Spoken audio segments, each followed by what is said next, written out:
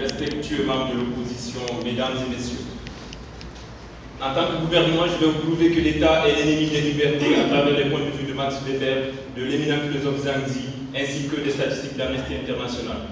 Mais avant tout d'abord, je vais revenir sur un passage de messieurs les membres de l'opposition et rappeler tout d'abord qu'on n'est pas contre l'État, mais on est contre le fait que l'État limite la liberté. Et tout à l'heure, monsieur le membre de l'opposition a insinué dans son intervention qu'en l'absence de l'État, c'est l'anarchie. C'est-à-dire que les citoyens se livreraient à la violence les uns contre les autres. Eh bien, permettez-moi de vous rappeler, messieurs les membres de l'opposition, que l'État existe maintenant depuis des siècles, mais que cette violence continue toujours. Et pire, la violence de l'État est même plus dévastatrice. Parce que la violence de l'État est plus moderne, elle est plus équipée, mieux organisée, et au comble du malheur, la violence de l'État est légitime. Si par exemple, auparavant, on s'entretue à coups de couteau et de fusils, avec l'État, on massacre à coups de canon, on massacre à coups d'avions de guerre, de chars et de bombes atomiques.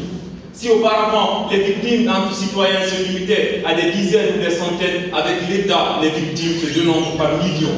Alors dites-moi, en toute conscience, entre l'État et le citoyen, lequel est le plus violent?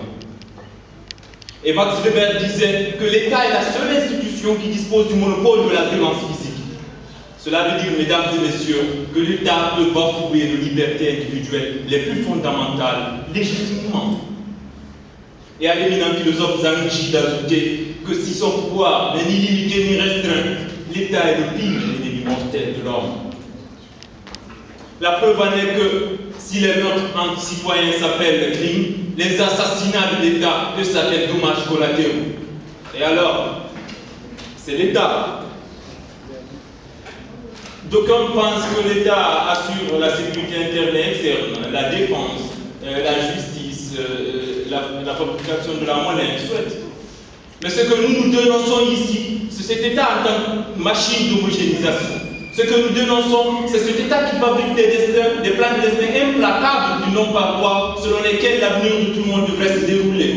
Genre, il faut penser comme tout le monde, s'habiller comme tout le monde, réfléchir comme tout le monde, même se taire comme tout le monde. Je pense ici à certaines lois chinoises spécifiant jusqu'à la couleur, la forme et les boutons des tuniques. Je pense aux lois UCAS spécifiant jusqu'à la composition de la nourriture des paysans. Je pense aux récentes lois françaises limitant la liberté à certaines femmes musulmanes de s'habiller conformément à leurs valeurs religieuses. Je pense aux lois en Arabie Saoudite interdisant aux femmes de conduire. Je pense aux millions de peuples à travers le monde qui sont interdits de manifester et de critiquer leurs dirigeants.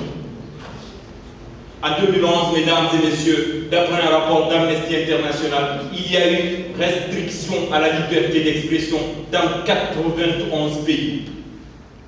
Malgré cette restriction, des hommes et des femmes se sont exprimés à travers Internet, à travers la rue, à travers les ondes. Et que voulaient ces individus? Certainement pas la violence, certainement pas l'anarchie. Ces hommes et ces femmes revendiquaient simplement pour plus de liberté, plus de justice et plus de démocratie. Et d'après ce même rapport d'Amnesty International, des hommes et des femmes ont été torturés dans 101 pays. C'est pourquoi nous, en gouvernement, pensons que chaque individu devrait pouvoir mener sa vie selon sa nature. Chaque individu devrait pouvoir suivre son étoile. Chaque individu devrait pouvoir accomplir sa mission, réaliser sa destinée dans la limite de son droit. Car, comme le disait Jolivet, la liberté est un droit fondamental de l'individu. Et c'est l'un des éléments auxquels l'homme tient le plus. Beaucoup la préfèrent à la vie. Je vous remercie.